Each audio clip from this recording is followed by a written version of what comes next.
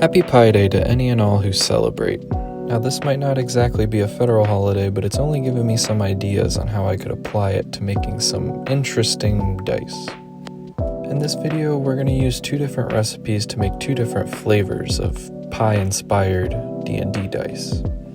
These two experiments really challenged me, but they really got the creative juices flowing, and I think in the end, created some dice that could pass off as pie dice.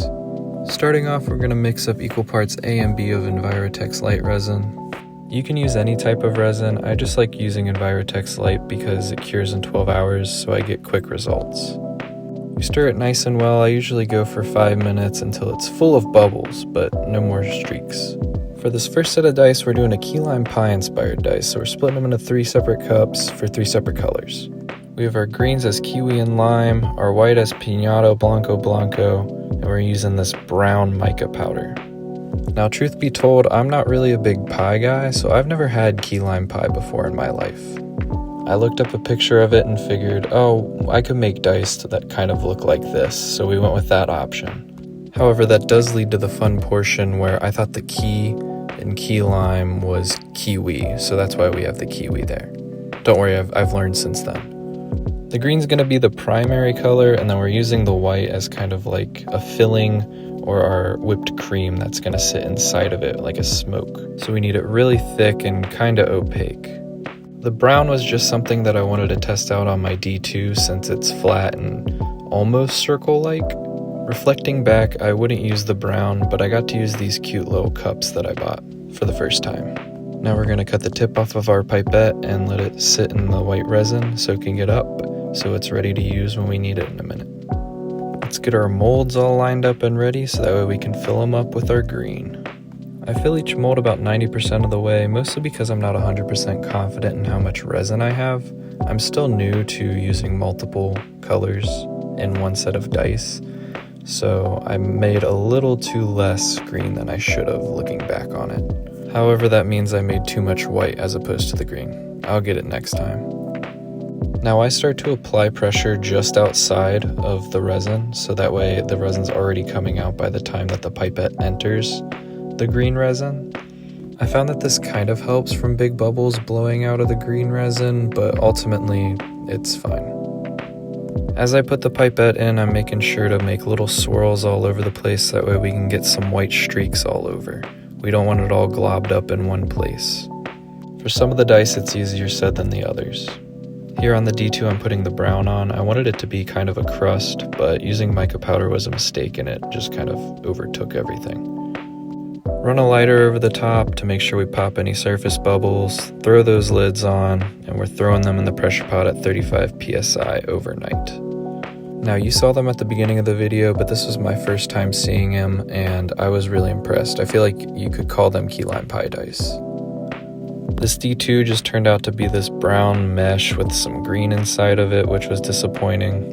But other than that, the others turned out great. The D4 had a little void on the bottom. That's just because I didn't have enough green resin. I could totally patch it up if I really wanted to. The D6 looks great, almost like a little gelatin cube, but the D10 has to be my favorite by far.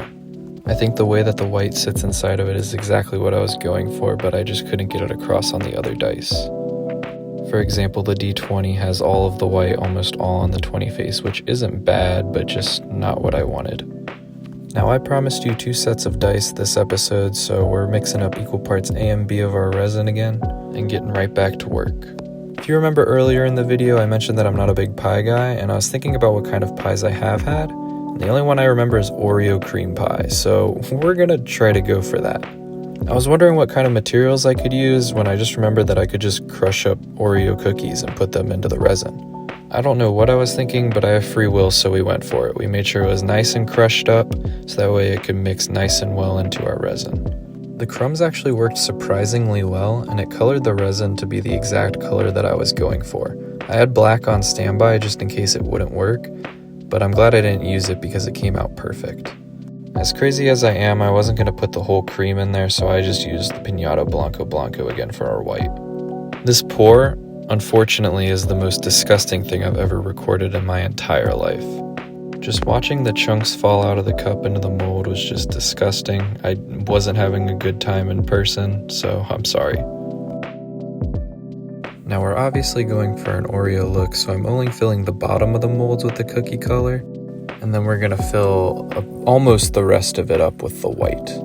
There's nothing too exciting here, but I do have to mention that I really like the color of the white. It almost looks exactly like the cream, especially right next to the resin that is dyed with the cookie.